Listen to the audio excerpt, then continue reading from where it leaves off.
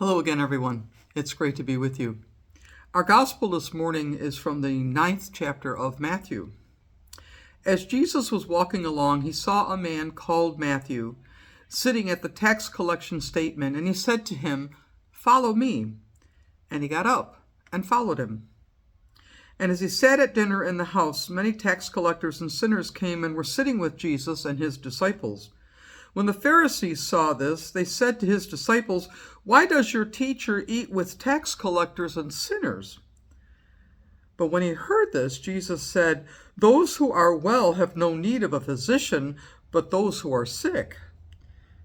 Go and learn what this means. I desire mercy, not sacrifice, for I have not come to call the righteous, but sinners." While he was saying these things to them, suddenly a leader came in and knelt before him, saying, "My daughter has just died, but come and lay your hands on her, and she will live." Jesus got up and followed him with his disciples. Then suddenly a woman who had been suffering from a flow of blood for 12 years came behind him and touched the fringe of his cloak. For she was saying to herself, "If I only touch his cloak, I will be made well." Jesus turned, and seeing her, he said, "Take heart, daughter, your faith has made you well." And the woman was made well from that moment. When Jesus came to the leader's house and saw the flute players and the crowds making a commotion, he said, "Go away, for the girl is not dead, but sleeping." And they laughed at him. But when the crowd had been put outside, he went in and took her by the hand, and the girl got up. And the report of this spread through all of that district. The gospel of the Lord. Praise to you, O Christ.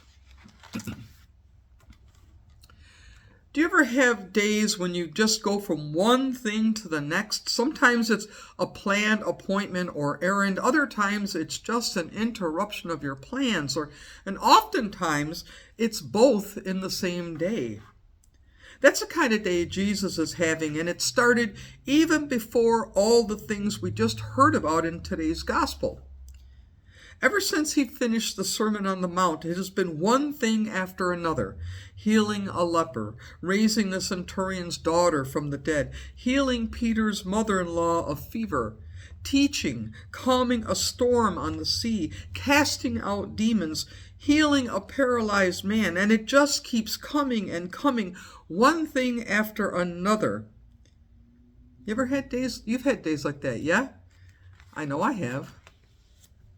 I used to think it was a calendar or a scheduling issue. I think of time management. But I've come to realize that it's more of a spiritual issue and a question of presence.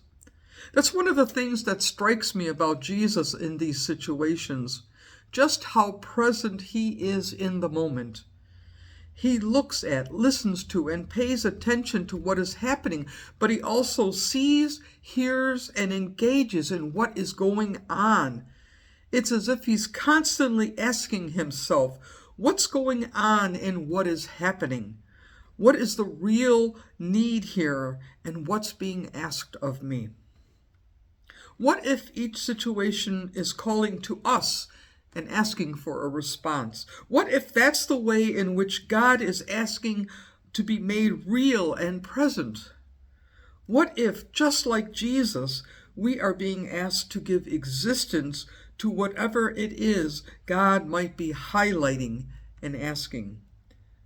That's what we see Jesus doing throughout today's gospel. As Jesus was walking along, he saw a tax collector named Matthew, and he said, "Follow me." What comes to mind when you hear about tax collectors in the gospel? Many of us have probably been told or come to believe that they are not nice people. They are disliked, greedy, dishonest, collaborators with the Roman oppressors, betrayers of their fellow citizens, unable to find a better, more honorable job. That may or may not be true. Either way, they don't have a very good reputation. They are the kind of people who are often and quickly judged and condemned. But Jesus didn't do that. I wonder what he saw in Matthew. I wonder what Matthew experienced within himself when Jesus saw and called him. Hope, self-worth, forgiveness, acceptance, new life. To be seen and called is a powerful experience of healing.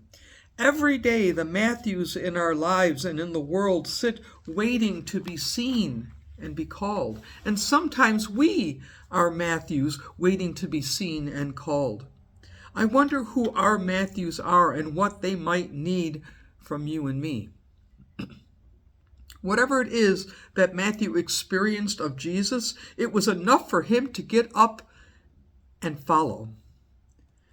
There was no hesitation. He followed Jesus to dinner and found a place at the table with other tax collectors, sinners, and the disciples.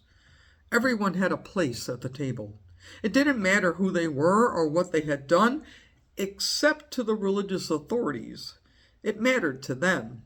They interrupted dinner and wanted to know why Jesus would eat with tax collectors and sinners.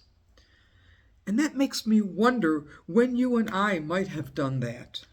It's easy, even tempting, to assume that we follow Jesus because we are righteous or that we are made righteous by following him.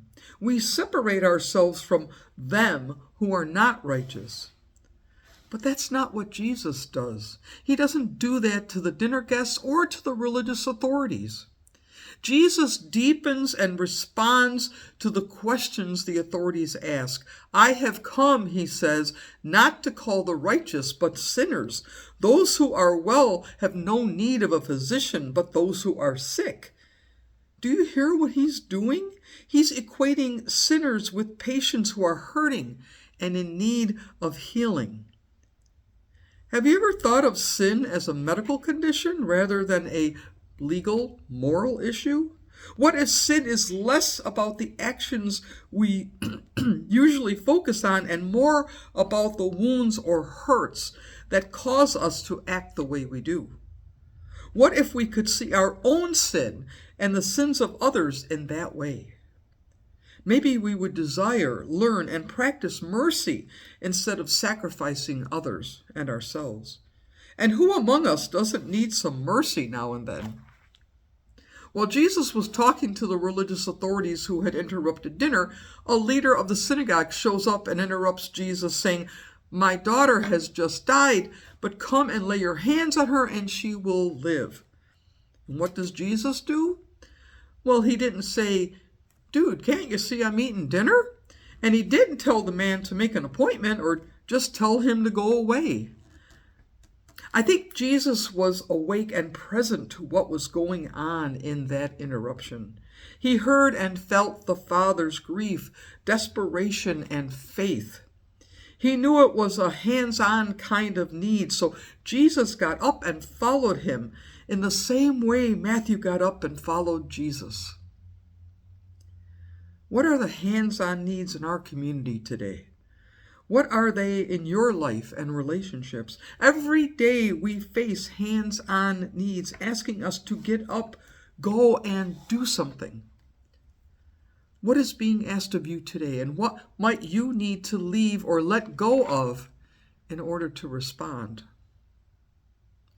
Jesus leaves the table and goes with the synagogue leader to his house. On the way, a woman suddenly comes up behind him and touches the fringe of his cloak. It's as if this woman is intentionally jumping the line in front of this grieving father. I wonder if when she touched Jesus' cloak, he felt her life leaking out of her. After all, she'd been bleeding for 12 years. Does Jesus see her as just another interruption of his plans? No. Instead, Jesus turns to her. He turned to her. He saw her, and he said, Take heart, daughter. Your faith has made you well. What do you think she touched in Jesus? Maybe his empathy? Compassion? When has someone touched those things in you? Who is touching them in you today? Who today is asking you to turn and see them? When Jesus got to the leader's house, everyone there knew the girl was dead. A crowd had already gathered for the funeral. They knew there was nothing that could be done. They laughed at Jesus when he said, The girl is not dead, but sleeping. How often have we given up, convinced that nothing could be done? When have we laughed at the possibility of real and meaningful change? Jesus saw the possibility of hope in the midst of despair, light in the midst of darkness, and life in the midst of death. He's always looking for what is going on and what is happening. He took the girl by the hand and she got up. When has someone done that for you? Who has helped you get up when you were in despair, darkness, or death? Who are the people in your life or this town waiting, needing to be taken by the hand and helped up? What would it be like to take their hand in yours? Today's gospel sounds like a series of interruptions. That's often how these kinds of days feel to me. But what if what we often experience as interruptions are really just points of realignment? All along the way, Jesus was aligning himself in two directions.